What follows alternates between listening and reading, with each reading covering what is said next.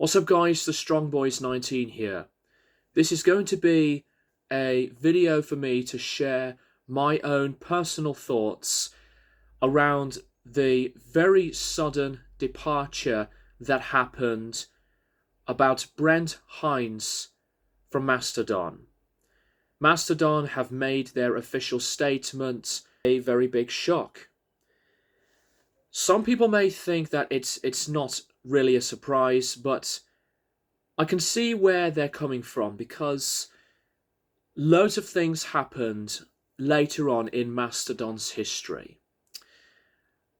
But to have Brent Hinds out of action, out of Mastodon, is just very sudden to me. After I just got back home from working out at the local gym, I was about to have my tea, and I was scrolling through Instagram, and then I saw Mastodon's post, and I just had to let this moment, get to me for me to make a video about this. Many of you guys know that Mastodon are one of my very top high favorite bands of all time. I do love loads of stuff from this band's discography. I have always praised Crack the Sky as it is one of my very top 10. I love Remission to the concept masterpiece that is Leviathan. I'm one of those fans who always really liked the later era. I have been a defender and fan of the Hushed and Grim album. We don't know the full story yet, as I bet Brent himself would like to make a comment about his departure. And one of the things that I was looking into around the later era of Mastodon was the change of sound. Obviously, Mastodon are one of those bands who don't repeat themselves album after album after album. We will never get another Leviathan, another Blood Mountain, another Crack the Sky. They've continued to adapt, to move forward, and that's what I love about this band. What is also very noticeable about Brent is that his playing style and influences had been a grown variety. That is why you would hear different sounds on some of the later albums, including Once More Round the Sun. That interview that Brent did where he says, "I hate heavy metal." I don't think he truly hates the genre, but I think that his heart is not into metal anymore because, as mentioned, he prefers the different genres outside of metal. Like, he loves country to rockabilly, rock and roll, and surf rock. And he grew up in Alabama, and he was into metal when he was in his 20s. Like, he got into Melvins, for example, and Black Sabbath. Troy, Bran, and Bill, they have been fans of metal for so long. And I'm sure they like different kinds of music as well. But Brent has been a big variety sounding musician. I watch live clips of his playing, and his picking technique to the way he does the lead guitar is like no other metal guitarist I know of. Hybrid picking to just straight up picking like if he was playing the banjo.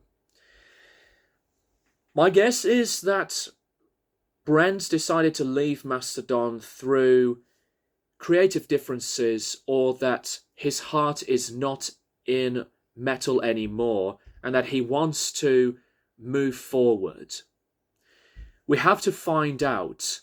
I was surprised that Mastodon themselves have decided to not take a break, but to move forward, as they are going to be continuing their tours and they are going to do their tour with Coheed and Cambria in the next few months. I give the band a lot of the respect for that. As I said, it'll be like the next chapter for Mastodon, which I'm kind of like looking forward to it, but how are they going to pull it off? So to think Mastodon are now a trio in this point in the band's history is something that we have to accept. Took a bath and I listened to The Last Baron twice because of Brent. The Last Baron is my favourite Mastodon song of all time, and when I listened to his voice, he had his own tone of vocal performance, and his solos had been an extremely important part of Mastodon's signature sound.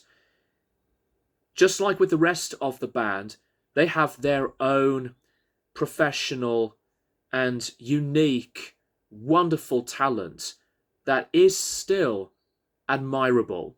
And Brent is exactly the same thing.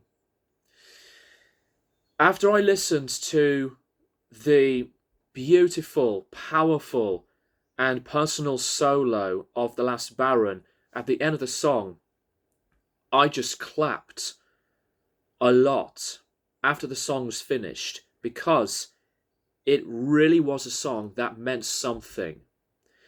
Like different Mastodon songs, but The Last Baron was to me the perfect song to listen to as like my thank you to Brent. That's all I would like to say about this, guys, and let me know what you guys think about this. By the way, I'm still going to be planning to review the rest of Mastodon's discography.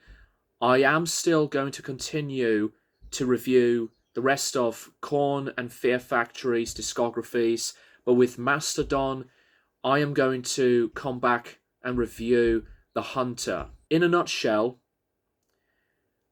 I will wish Brent and Mastodon the very, very best. Thank you guys for watching, and I will keep you guys posted for more videos in the near future.